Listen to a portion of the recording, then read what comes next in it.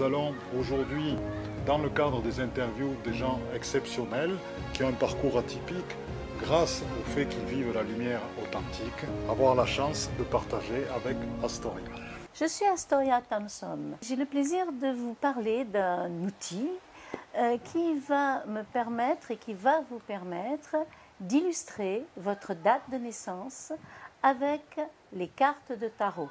Les cartes de tarot que j'emploie sont celles particulières, spécifiques et merveilleuses de Philippe Camoin et Alexandre Jodorowsky. Peux-tu nous donner un exemple de ton travail? J'examine la date de naissance d'une personne en faisant des calculs numérologiques tout en prenant les arcanes de tarot qui vont donc définir les personnages qui habitent cette personne. Quelqu'un qui a, par exemple, la carte de l'ermite, peux-tu l'interpréter? Par exemple, moi-même, j'ai l'ermite quand je commence dans ma date de naissance. Je suis née en 9, l'ermite est le chiffre 9. Donc, avec cette dimension de l'ermite, je vais pouvoir naviguer, voyager, cheminer dans un questionnement de vie qui va me conduire à, globalement parlant, à aider les autres à justement mettre de la lumière dans leur perspective de vie. Peux-tu me dire ce que représente exactement l'ermite dans le thème d'une personne? Quand j'ai pris mon exemple, c'était moi-même, je démarre avec effectivement le 9. Mais ensuite, ça va dépendre de la place que va occuper l'ermite dans le référentiel de la personne. Puisque cet ermite, en fait, pourrait occuper une toute autre maison. Et les maisons sont importantes parce qu'elles vont définir des champs opératoires différents. Peux-tu nous donner un exemple précis en prenant l'exemple de l'ermite dans une maison pour nous dire ce qu'il fait? J'ai envie de prendre un exemple qui est très singulier d'une personne qui est extrêmement connue et cette personne s'appelle Amrita. Amma a 7 ermites dans son thème. Avoir 7 ermites, c'est rencontrer la sagesse, c'est être une sage, un sage, c'est aussi avoir une vie en même temps qui peut être une vie de ressourcement dans des lieux de retraite, mais en même temps, l'ermite c'est aussi un personnage qui va aller au devant des autres pour les éclairer, donc pour guider leur chemin et pour justement leur offrir la possibilité eux-mêmes de pouvoir devenir des sages. Une carte qui est extrêmement connue, c'est la carte du pendu. Donc, quand c'est la carte principale directrice dans un thème d'une personne, qu'est-ce que cela représente? Comment l'interprètes-tu? Cette carte, effectivement, elle peut déstabiliser les personnes puisqu'on a un personnage qui a la tête en bas. Eh bien, la première chose qu'il faut faire, c'est jouer avec ce personnage. Il faut le retourner, le manipuler. Et il faut voir aussi que quand on le rétablit sur ses pieds, eh bien, on a un personnage joyeux, un personnage qui va ouvrir ses bras pour prendre la vie à bras le corps. Et dans la mesure où il va prendre la vie à bras le corps, il va justement aussi regarder tous les événements autour de lui sous un autre angle.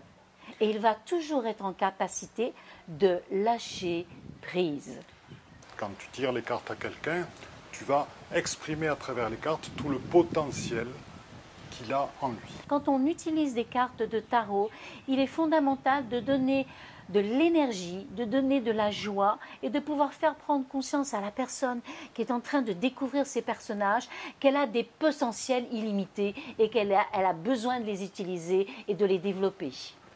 Donc si je comprends bien, dans ton métier, tu n'es pas une diseuse de bonne aventure, mais tu es quelqu'un qui exprime et qui donne les moyens à la personne d'avoir tout son potentiel et de le mettre en œuvre. Ici, il s'agit avec des cartes de tarot qui ont du sens, qui ont des codes, qui ont des expressions. Il s'agit de faire comprendre à quelqu'un la façon qu'elle va pouvoir de prendre en charge en fait ces personnages pour réaliser ses objectifs. Comment le fait d'être allé dans ces voies-là t'a influencé dans ta vie personnelle? Je peux illustrer ma vie avec 2 cartes fondamentales de mon propre tarot de naissance. À savoir, j'ai le chariot, ça c'est une chose, le chariot qui est connecté au voyage d'une manière générale. Et puis de l'autre côté, d'un autre côté, et surtout dans une maison très importante et dans un chemin de vie important, je suis maître nombre avec le mat. Le mat, c'est l'éternel voyageur.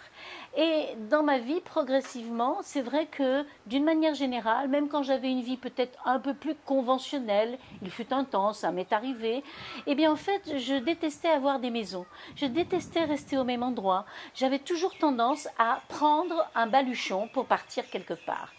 Et depuis que maintenant ma vie professionnelle ne tourne qu'autour du tarot, eh bien je voyage à travers le monde. Je n'ai aucune maison, aucun lieu. Je n'ai que des lieux de rencontres et j'ai bien sûr la chance d'avoir aussi des amis et des points de chute à travers le monde qui me permettent de réaliser pleinement la vie du mat. Dans ton parcours, tu as rencontré des gens extraordinaires par ce qu'ils ont vécu dans leur mission de vie. Ainsi, hier, tu nous parlais que toi-même as fait 11 mois et demi à vivre qu'avec de l'énergie pranique et elle a rencontré des personnes qui vivaient depuis 40 ans sans manger de nourriture solide. Alors, il s'est trouvé qu'après une retraite de silence que j'avais fait en Thaïlande, à un moment donné, j'ai eu ce besoin qui est revenu d'arrêter de manger, c'est-à-dire d'arrêter de prendre des aliments solides. J'ai fait cette expérience pendant 11 mois et demi et j'ai pu vivre cette expérience de cesser de prendre une alimentation solide. Et ça t'a amené? Et ça m'a amené à avoir non seulement une ouverture d'esprit que j'avais déjà, mais ça a surmultiplié mes capacités de vision, par exemple. Ça m'a amené à avoir aussi une santé extraordinaire. Ça m'a donné une énergie extraordinaire. Et en même temps, je dormais très peu, par exemple 4-5 heures maximum. Astoria, qu'aimerais-tu dire à notre public pour conclure? Alors, j'ai envie de dire que, quels que soient les arcanes que l'on a dans une date de naissance à un moment donné, on a à tout moment la possibilité de pouvoir avancer avec des volontés et des besoins qui sont illimités. En fait, je crois que ça, c'est important à comprendre, quel que soit le formatage qu'on a pu avoir, le formatage avec les parents, la société, l'école et tout ça. Enfin, on connaît tout ça. À un moment donné, il est important d'avoir une prise de conscience, d'être soi avec soi-même et se dire, voilà, moi j'ai envie de vivre une vie qui me ressemble et à partir de là, je m'en donne les moyens. Excellent. Astoria, je te remercie beaucoup pour ce long entretien. Le plaisir aussi est pour moi de ce partage.